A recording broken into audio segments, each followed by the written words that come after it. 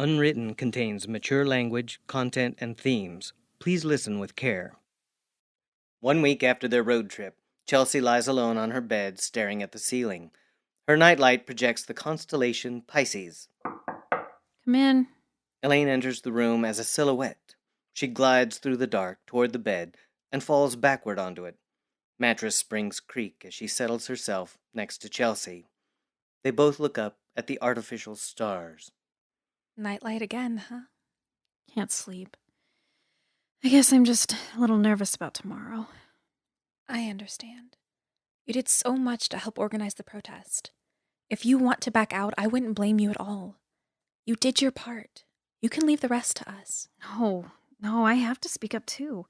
I can't hide just because Gerald's my boss. Chelsea, really? I don't want to put you in— Let it be, Lainey. I've already made up my mind. Elaine remains silent.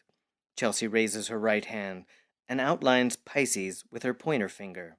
She starts from the left and slowly follows the strip of light to the final star. Chelsea gets up and walks to the bedroom window. She opens the blinds to a cloudless night sky. Her eyes remain fixed, looking out across the dark field, lightly freckled with shimmering pinpricks of light. When I was little, I learned the most common constellation first, the Big Dipper. I think I might have heard of that one once. I never noticed it before, but now I see it before I see anything else up there. It's honestly kind of depressing. You're right. Anything camp-related is depressing now. Chelsea turns from the window and looks at Elaine, still lying on the bed. Well, yeah, anything related to camp has kind of been ruined. But no, that's not what I mean.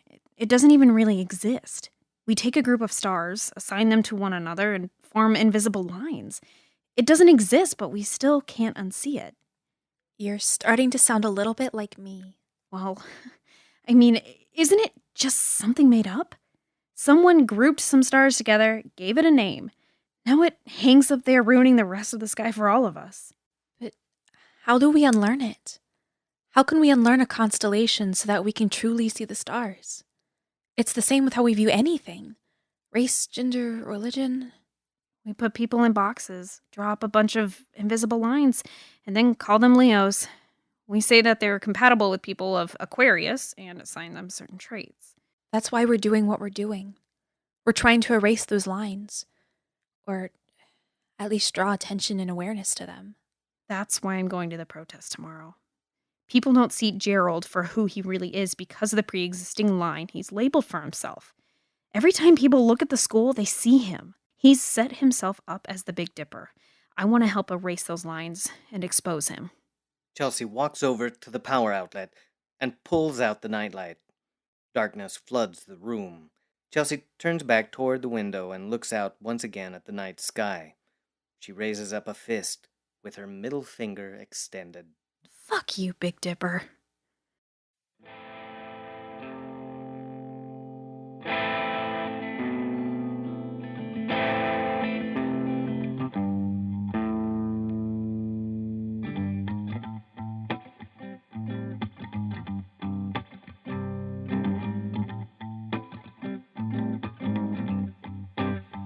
I've got it all.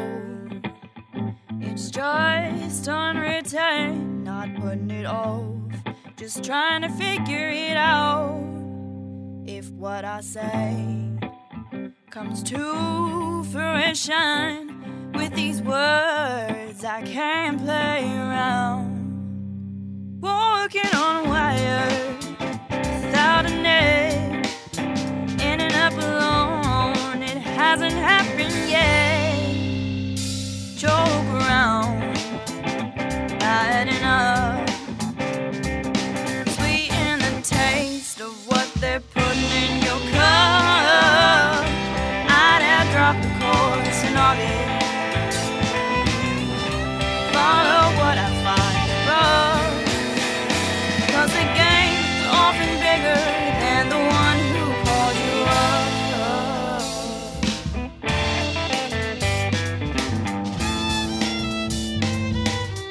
I've got it all, it's just unwritten. Dayton Writers Movement presents Unwritten, starring Luna Madison, Jordan Lopez, David Senator, and I'm Sean Gunther. Season 2, Episode 10, Working Title 9. Written by Tavis Taylor, directed by Chris Burnside. Also starring Aaron Ryan, Norb Wessels, Amanda Schrader, Hope Azell, and Donald Smith. A week earlier, Chelsea and Elaine are driving home from their road trip to see Aunt Ellen and Sue. They listen to Maggie's voicemail a third time. Chelsea tightly grips the steering wheel. Elaine watches her, concerned. We're almost there. Focus on the road. Call her again. Chels, her text said she can't talk now. We'll be there soon. I'm sure she'll tell us everything. I just don't understand. Why would Gerald not do something to stop Brian if he knew? I know Gerald's bad, but this is another level of evil, and he was so upset about the negative publicity. Why not put a stop to it if he could? No sense in speculating now. We'll evaluate when we hear the whole story. Chelsea takes a deep breath and composes herself, but she maintains a punishing grip on the steering wheel. We'll evaluate how we're going to destroy him, you mean?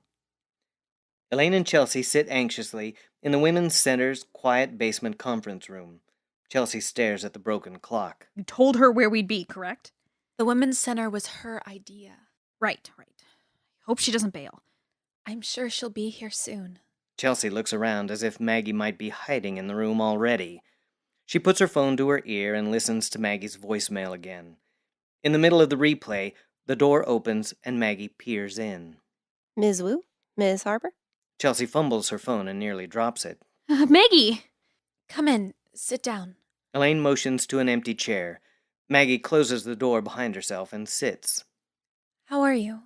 I guess I'm fine.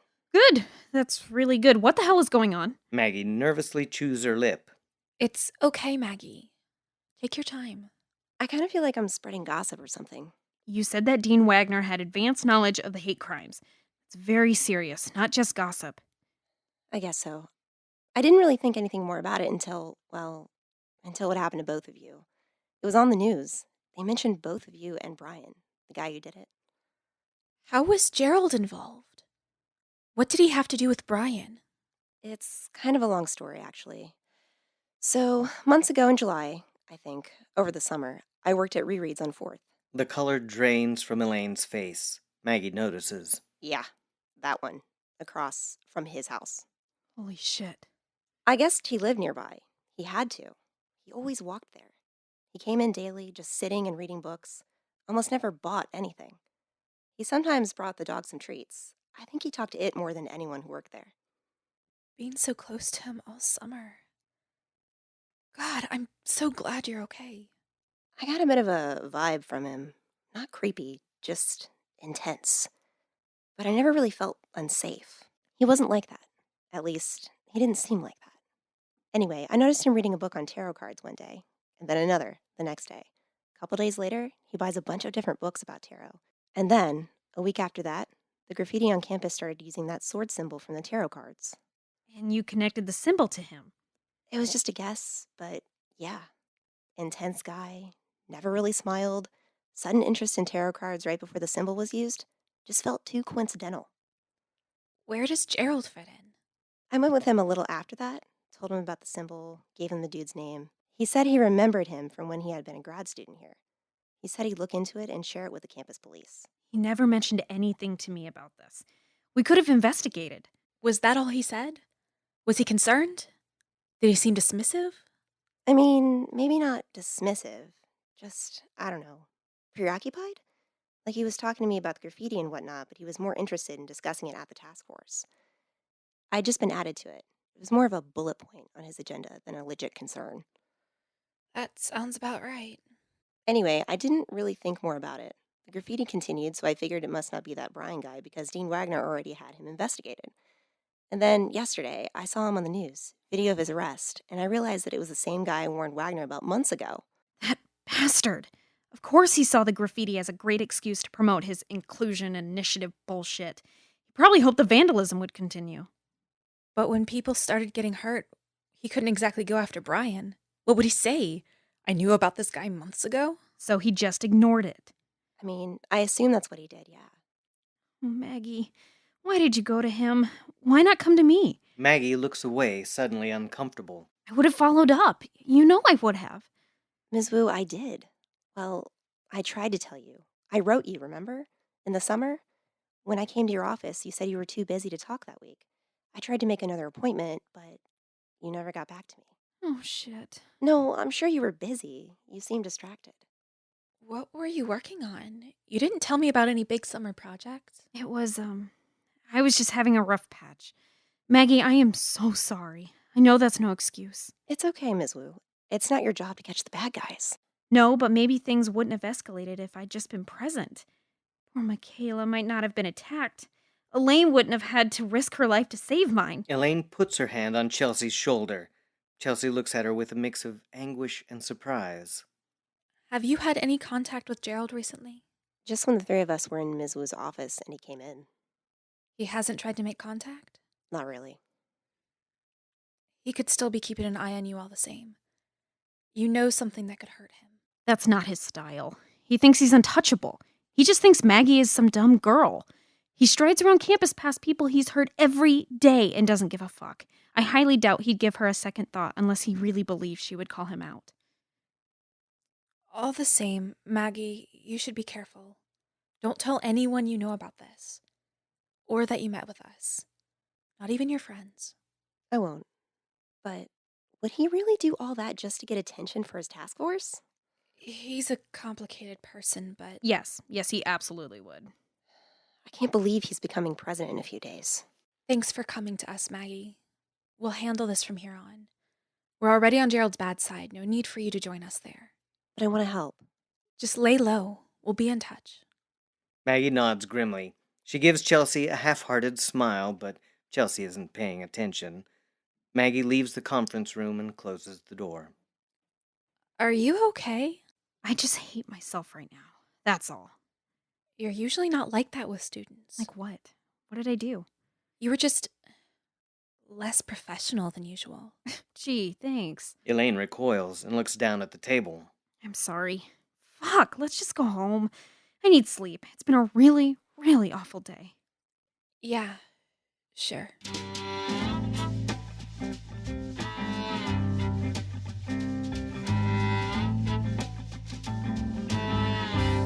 The next day, Elaine and Chelsea sit at a window table inside Buffalo Cafe doing work on their laptops.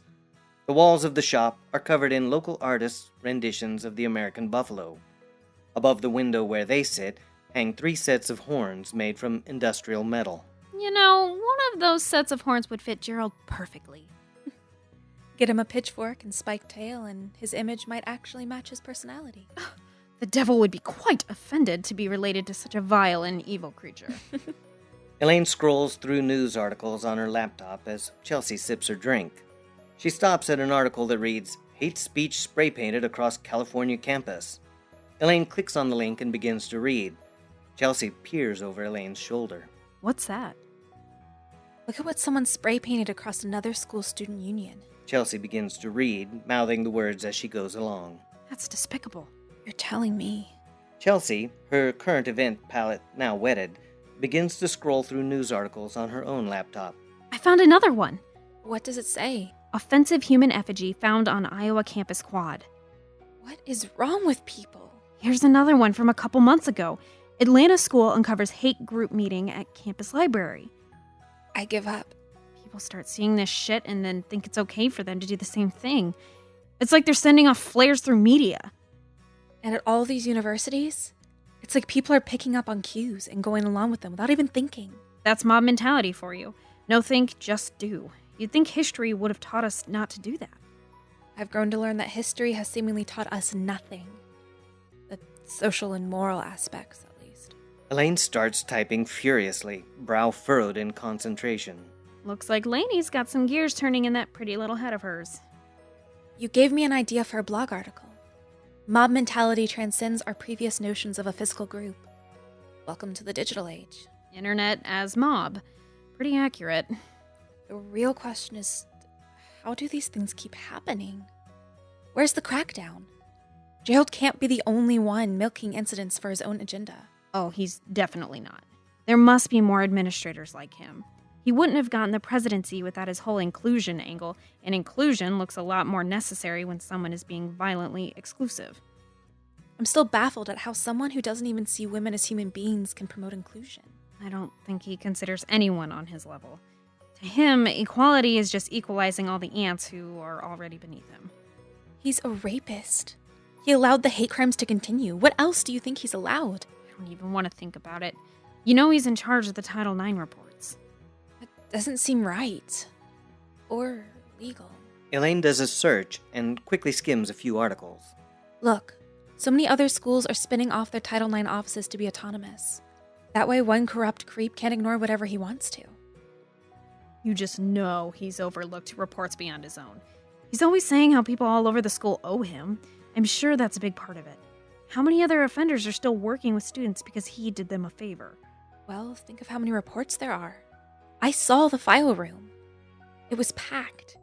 And how many people has the university actually expelled or fired over the years? Gap is a lot higher than the margin of error for groundless claims, that's for sure. Exactly. Tell me again why we're still at this school. Didn't we just establish that other schools would also be like this? Yeah, they're all corrupt, but do they all have rapists for presidents? Good point. Yeah, let's just move. I'll get right on that after I body slam Gerald out the window.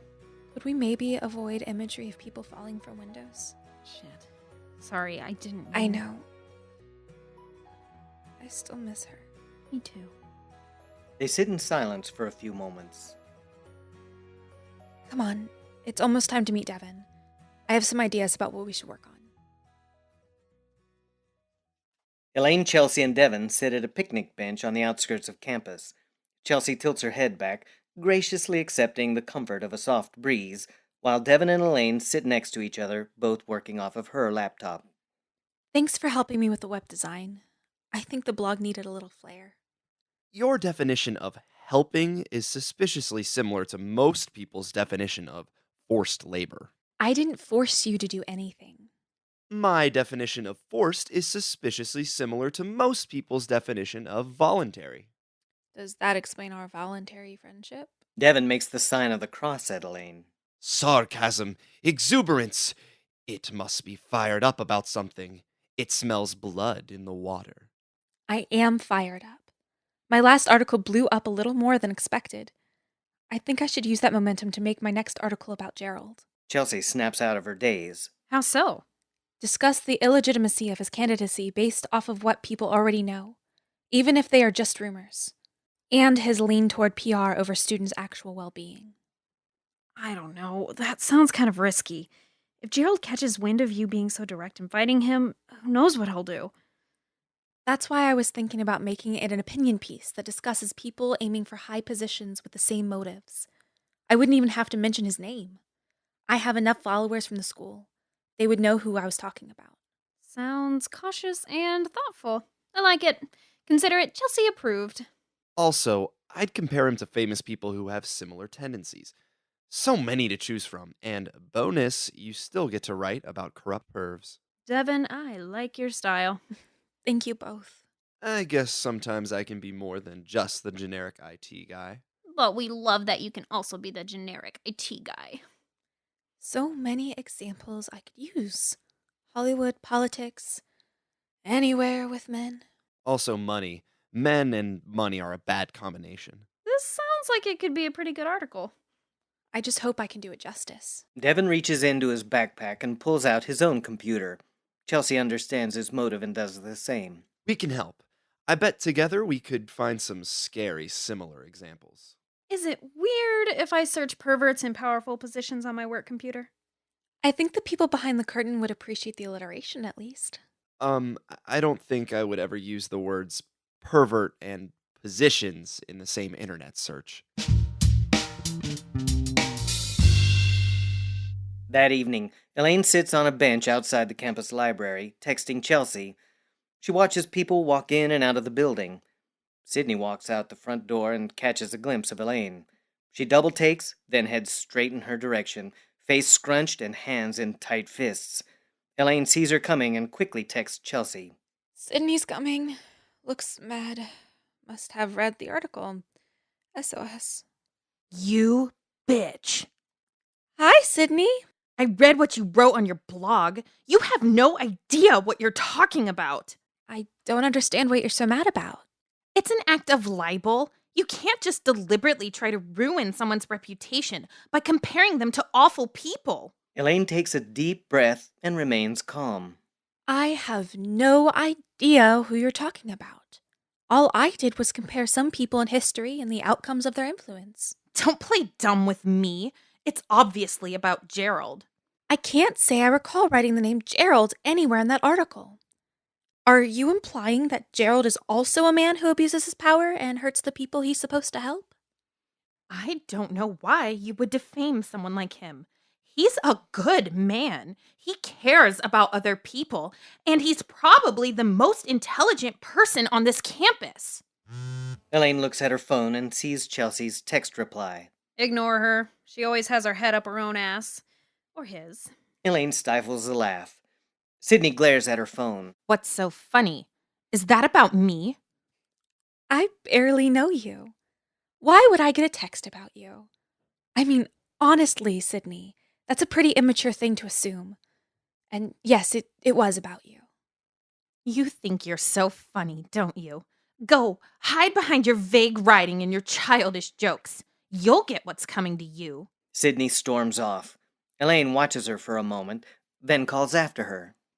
You should try not to call people misogynistic terms like bitch.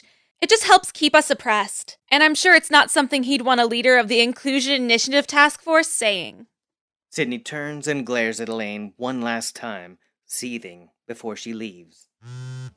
Elaine looks down at a text from Sarah. Walk and talk. I've been sitting inside all day and I'm going stir crazy. Sarah meets Elaine at the library. Elaine swings her backpack over her shoulder and the two walk. I read your recent blog post and wanted to talk about it. Oh, yeah? What'd you think? I thought it was really good. It was obvious who it was about, but you didn't point fingers and you really didn't directly involve anyone. It was very tactful. Thanks. That means a lot. Listen, I don't think that you should be the only one fighting this battle. You're at the forefront alone when plenty of people with the same convictions could be helping you. I don't know if it's a good or bad idea to involve more people. I don't want anyone else to get hurt. You can't always be the martyr, Elaine. I understand what you're saying, but I mean, my reputation has pretty much already been ruined.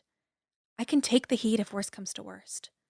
Why should anyone else? Because if more of us don't resist, nothing will get done.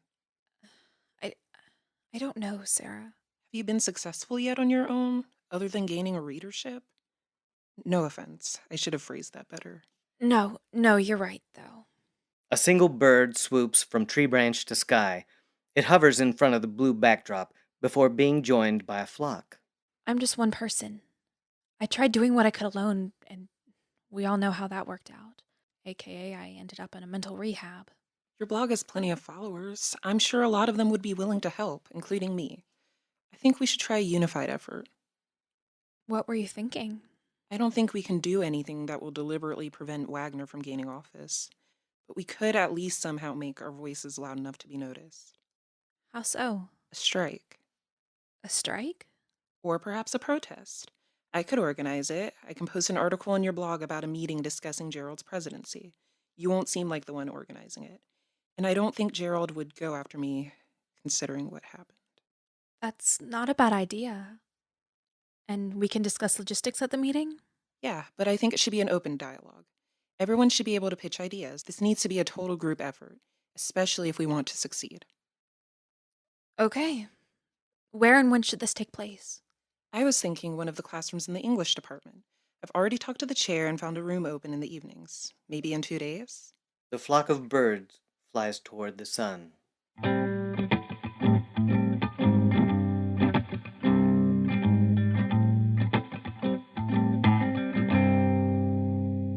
Elaine, Chelsea, and Sarah sit around the kitchen table in Chelsea's apartment, waiting for Devin to arrive. Does anyone want anything? Tea? Coffee? A massage? Not this trick again. What do you mean? She wants me to give her a massage. You see what I have to deal with every day? Tricky. I think we could all use a massage, but I'm going to pass on all three. I'll take a cup of tea, please. Chelsea puts a kettle of water on the stove. I'll get it. Elaine opens the door to Devin and invites him in. Dinah follows his feet in hot pursuit. Devin stops in the living room and points to the couch with Elaine's pillow and blanket on it. You two have company? No, that's where I sleep. Oh, sorry. Awkward. Why is that awkward? I just didn't mean to pry. Chelsea pops in. Hey, Devin, want some tea? No thanks. You're not making any sense. Devin, how is that awkward? I just didn't know you were sleeping on the couch, so obviously awkward.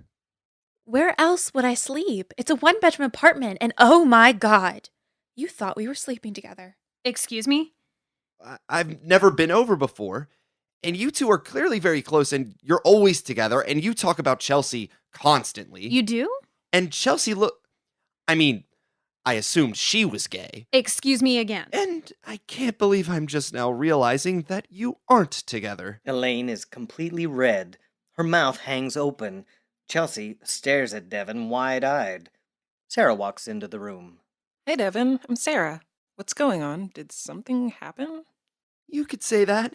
Can I disappear? I want to disappear. Why would you still think that after we went separately to the engagement party? I just thought you were, having a thing. A thing? Like a sleeping on the couch thing. I am an idiot. But you knew about her and August. So she can't date a girl, too? She told me they weren't even physical. I feel like I walked into something that I shouldn't have. Devin, I think my relationship with Chelsea is obvious to anyone but you. In my defense, Chuck totally thinks it, too. He does? Jesus, Elaine! What, do you go around work talking about my ass all day? Wait, are you saying you two aren't a couple? What the actual fuck? Should I just go? I should just go. It might be a good... Nope. You're staying, nerd. We're all going to sit and drink tea and plan a protest to forget this entire conversation. But I don't like tea. Shut up. Kitchen, tea, now. They enter the kitchen single file. They sit at the table in awkward silence while Chelsea fills 4 mugs with boiling water and tea bags. She gives one to each of them and sits down with her own. I didn't actually want... Not a fucking word, lover. Devin stifles a laugh. Elaine tries to give Chelsea a look, but bursts into giggles. Chelsea puts her hand over her mouth to cover a smile. Should we maybe just talk about our ideas? Yes, please talk. Yesterday, I put a post on Elaine's blog setting up a meeting in the English department to discuss Gerald's inauguration. It's going to be an open dialogue about the best way to oppose him through a protest. Elaine and Devin are still red from embarrassment, but they compose themselves enough to pay attention. I got a lot of positive comments. Elaine has a lot of followers. Devin, can you set up a blog email with the website as a domain so I can email people that gave positive feedback directly? Cake. Cake sounds delicious. Should we bring refreshments for this meeting? Chelsea, I'm gonna leave you in charge of that. Oh, so now I'm just your Chinese lesbian caterer. Chelsea, that isn't even a stereotype. No, I'm kidding. I'll bring fortune cookies. Elaine ignores her and continues. Sarah, if you want to maybe create an outline, just so we have some sort of direction during the discussion. I can do that. Elaine claps her hands together. She inhales deeply and straightens her posture. All right, let's get to work. Anything you say, babe. Chelsea winks at Elaine. Elaine glares at Devin. Do you see what you've done? She'll bring this up constantly now. Only on days ending in Y. Later that night, all 4 are lounging in the apartment, working on their laptops. All right, I've finished the email blast. Thanks again for helping me set it up, Devin. No problem. So, I've been looking into those different hate crimes in the news, and it seems like some of them have actually somehow been influenced by faculty and staff. Really? Yeah, here's one that I found. A faculty member at a university in Pennsylvania has been covering up frequent hate crimes and abuse on campus for a couple years now. Even a couple of people higher up than him have been covering up his tracks. Incredible. And a couple other universities have similar situations. I wonder how many stories haven't even broken the surface. That's what I'm thinking. Maybe you should write another article, kind of like the last one about the hate crimes, but more directed towards the power of people and their institutions. It takes a village to look the other way. That's not a bad idea. Yeah, you could point out similarities and how much we probably don't know due to cover-ups. Exactly. It's not breaking news that most universities are big on their image. Everyone's covering something up, even if it's small. I can do some research, see how these schools might manipulate statistics, hide unsavory details. Elaine and Chelsea stare at Devin. What? I'm just waiting for the inevitable joke. What? I like math. He has no joke. Devin, I must say, I'm a little disappointed. We should start with small stuff like ignoring alcohol abuse, then build up. Show how easy it is for universities to downplay the big stuff: sexual assault, violence, riots. Sounds like we already have a solid outline. If everyone wants to chip in the research on this one, I'd be more than grateful. On it. Me too. I don't trust serious Devin, but I'm into. Hours later, after Sarah and Devin have gone home, Elaine sits with her laptop, fingers flying across the keyboard. Her face remains relaxed and untroubled. Maya Angelou sits near Elaine. Chelsea walks in holding 2 cups of steaming hot tea. 1 cup of lavender blend for you, and 1 cup of double caffeinated English breakfast for me. Elaine remains engrossed in her writing. She stops for a moment and grabs the mug from Chelsea's hand without so much as a glance away from the screen. Thanks, Chels. I appreciate it. Honestly, I don't know how you can possibly stay up this late without caffeine in your bloodstream. It's probably because I drink a cocktail of justice with a splash of vindication every second of the day. That's my lady. Conqueror of evil, defender of the oppressed. How's the writing going? Only one thing I'm trying to figure out right now. Elaine looks to Angelou, then back to her laptop. I think I can figure this one out on my own. Angelou vanishes as Chelsea sits beside Elaine. I'm sure you can. All the same, would you like me to look over it? Go for it. Chelsea looks over her shoulder and slowly reads through. Oh, I like the part about IT departments neglecting to compile data on students trafficking hate group websites. And you describe some of the already known cover-ups articulately and objectively. Ooh, yikes, that might be too much of a finger point at Gerald right there. Which part? The part where you mention him by name? I do not. You pasted in a picture of him next to it. Oh, that was just for catharsis. I was going to delete it. Wait, did you caption his picture? I don't always get publicly accused of rape, but when I do, I get away with it. What? I can joke. I can meme. I can make meme jokes. Your Photoshop skills are very impressive. I just needed some motivation. Anytime I get tired, I just look at his face again. It works like caffeine. I would understand that if it didn't involve repeatedly seeing his face. 1 second. Let me fix it. Elaine goes back through and changes a few sentences. She then deletes the most interesting Gerald in the world meme. How's that? Looks better to me. Good. Yep, I think you really hit the rapist on the head with this one. I sure hope so. The meeting about the protest should be a success, too. I hope so. You really think the article's good? Yes, Lainey, the article is fine. I know you pour your heart and soul into it, but you don't need to be a perfectionist. You can always go back and make changes. I can help. You're my real brain friend, Chels. Sure, weirdo. Let's shift focus back to the protest. You're right. That should definitely take priority since it actually has a deadline. You, Sarah, and Devin have been amazing. Everything should run smoothly. Chelsea gives another yawn, then sips at her tea. Elaine continues to type away at her blog post. Chelsea begins to droop her head and blink her watery eyes. She then slowly drops her head down and rests her cheek across her forearm in sleep. Elaine continues to type for a few moments before noticing. She looks over and softly pats Chelsea on the head. Elaine, Chelsea, Devin, and Sarah sit in an empty classroom. Drinks and snacks line a table by the wall. An outline is written on the chalkboard with different bullet points for discussion, such as rumors, allegations, Title IX, witnesses, protests, and removal. People should start pouring in within the next few minutes. Hopefully we get a good turnout. We have a few minutes until 6. Anything else we need to go over? No, I think we pretty much have everything covered. Chelsea begins to twiddle her thumbs in anticipation. Elaine reads over some notes with Sarah, and Devin stares out of the window. One male student comes in and heads straight for the refreshment table before seating himself in the back corner. This one dude better not be it. I think he's just here for the cheese anyway. Relax. Don't tell me you've never heard of fashionably late. He's right. There's no need to panic. Minutes go by, and the room remains quiet and empty. No need to panic. They all try to distract themselves. Eventually, more students begin to file in, slowly at first, and then in a flood. At 10 minutes past the intended start time, the room is filled, with some students standing in the back. Thank you all for coming and hearing us out. I'm Elaine, and this is Sarah. We wrote the blog articles that I'm assuming got you here today.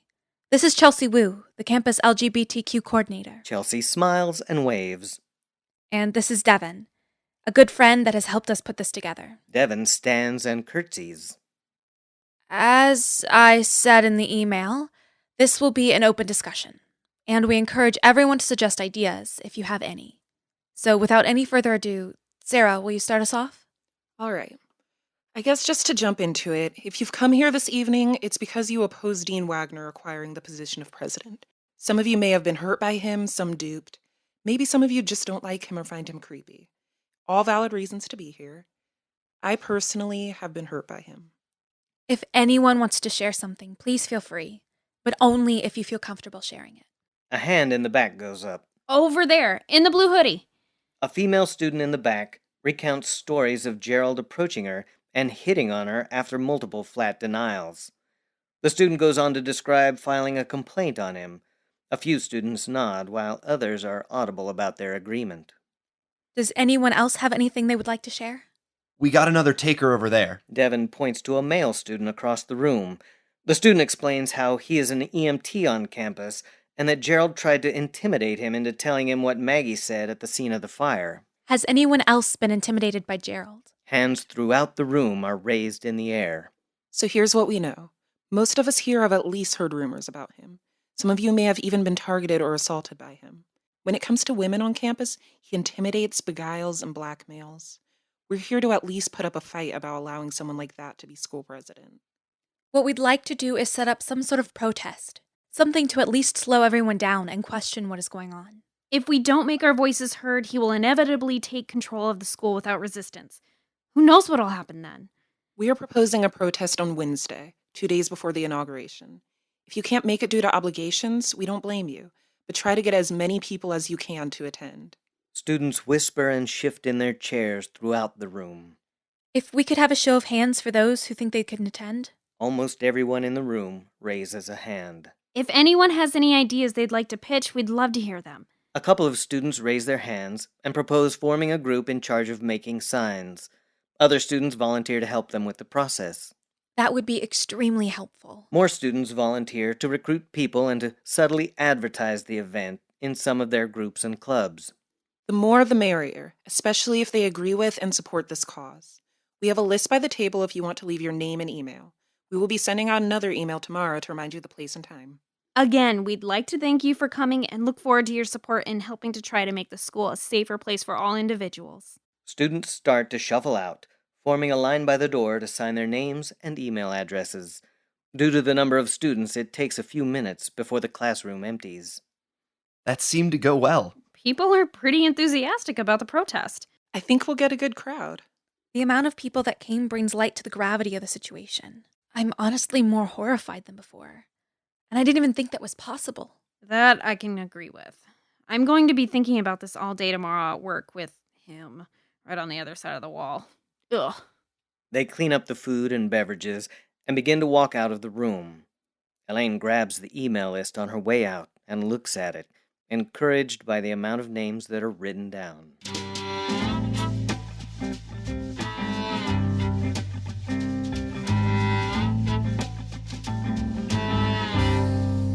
Elaine stands at the electronics counter at Big Box. It's early afternoon and the store is quiet. She drums her fingernails against the glossy countertop. Devin works behind her, boxing up LCD television screens that had previously been on display. This is terrible. She turns around and rests her back against the edge of the counter, mindful that she doesn't lean on her walkie-talkie. What's up with the TVs? These bad boys are defective. Is something wrong with them? I guess the LCD deteriorates in sunlight faster than most LCDs. Like, really fast. Like, vampire in sunlight fast. Who puts televisions outside? Someone might put it near a window, I guess. We got a destroy order, so they're just going out to the dumpster. I could put one in your car if you'd like. Thanks, but I think I'll pass. Chelsea's apartment is too small, and another distraction is the last thing I need in my life. Come on, they're smart TVs. They'll give you infinite knowledge and unmatched power. Nice try, Serpent, but this Eve knows better. Might as well move along to Adam. Speak of the devil. Chuck turns a corner and starts down the DVD aisle, heading straight for the electronics counter. Here we go. Pineapple Girl, look alive. We might get a rush any minute. And Devin, hurry up and finish what you're doing so I can make you do something else. Hey, boss, check out these TVs. Yes, I heard all about them. What a shame. A shame is an understatement. We could have sold these and half the customers would have stuck them in their basements and never known the difference. Corporate sent a destroy order. They make the rules. Oh, don't I know it? I always say, follow corporate's rules. For example, their rule to destroy large electronics like these instructs me to box them up and put the boxes out in the dumpster. End of rule. And I always follow the rules. Trash pickup isn't for another 3 days. Right? They'll just be sitting out there. Perfectly good basement TVs, waiting to be hauled off by the garbage collectors, presumably. Though the policy doesn't require us to check the credentials of the hauler. You know what? It's probably going to be a busy day, so I need you and Snow Queen to get those TVs out back and then stay in the front of the store the rest of your shift. In fact, you can probably leave an hour early tonight if you get enough work done at the front. Wow, thanks! You deserve a mug proclaiming your bestness. I actually kind of need the hours. Shut it, Pineapple Girl. You don't get to decide how long you work. I have to keep the company's finances as a top priority. Any more guff from you and I'll send you home now. Sorry, sir. And stay out of the supply closet. I'm keeping my lunch in there until I find out who's been eating my applesauce. Check, Chuck. Chuck nods stiffly at them and walks away. You've got a forked tongue. He's totally gonna take a TV. You played him perfectly. Diminished guilt connected with his beloved corporate policies. Think you could convince Gerald to resign? Whoa, don't get carried away now. My powers only work on humans. Monsters are immune, sadly. What a tragedy. Are you worried about tomorrow? No. I mean, yes. But I think that it's a reasonable feeling. I'm used to being worried when it's something I believe in.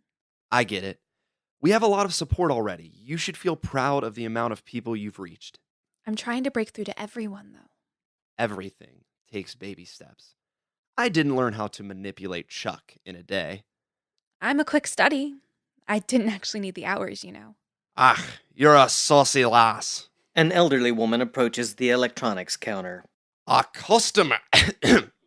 A customer. You handle this one. I'm gonna go put those TVs in the dumpster and then see how many times Chuck checks on them to plan his grand theft. On the day of the protest, Elaine, Chelsea, and Sarah are on campus, resting on a knoll by the courtyard. The sky is slightly overcast. They wait for students to meet them before they make their stand. Devin walks over from the other side of the grassy field. Almost ready? I think we're all more than ready. Definitely. Look, some students are already showing up. She points across the field where a small mass of students gathers and heads over. They finally reach the knoll and everyone except Elaine begins to embrace in hugs and handshakes. Elaine addresses the crowd. Thank you for coming. We're just going to wait a little bit longer for more people before we start.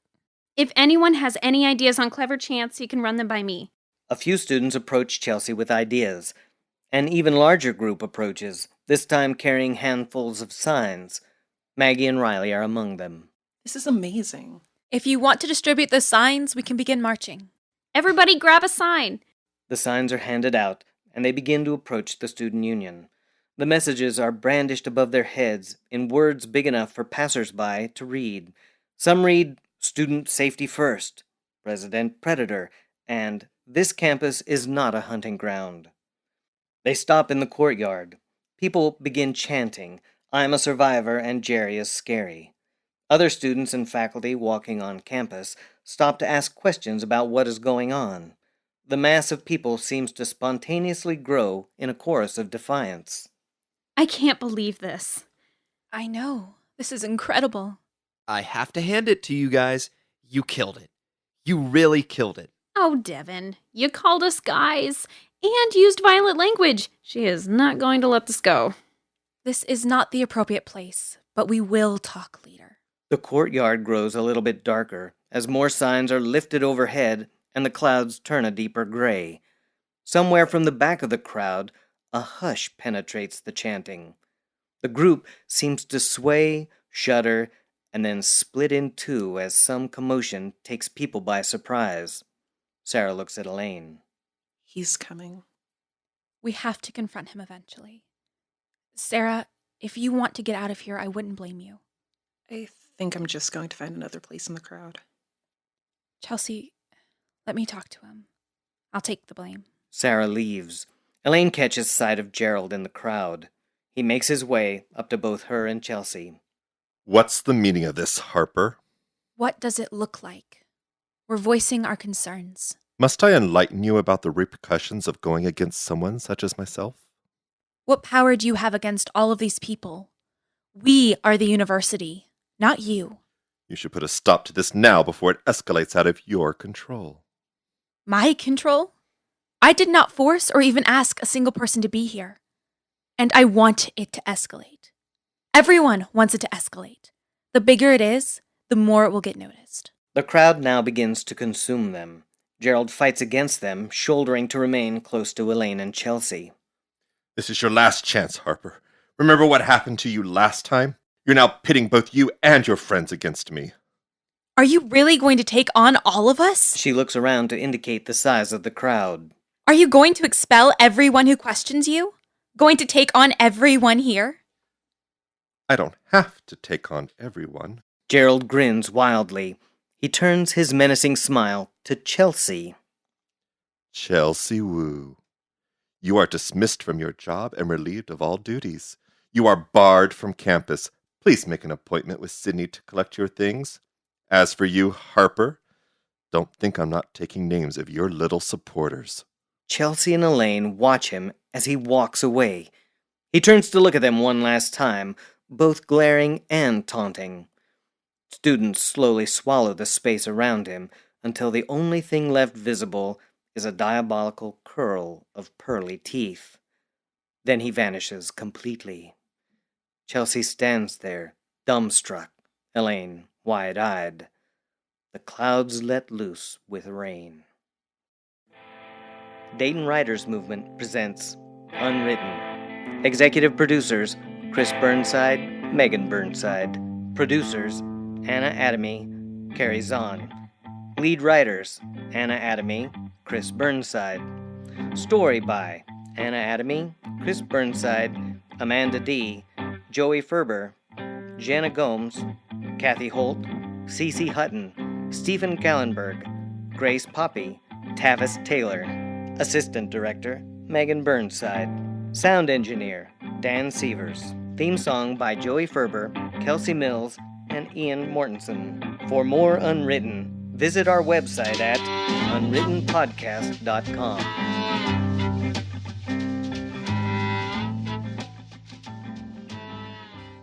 Hey everyone, this is Jordan Lopez, voice of Chelsea Wu. I wanted to thank you all for listening and remind you to rate and review Unwritten on iTunes.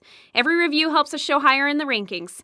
Be sure to follow us on Facebook or Instagram and Twitter at DWM Presents. Thank you!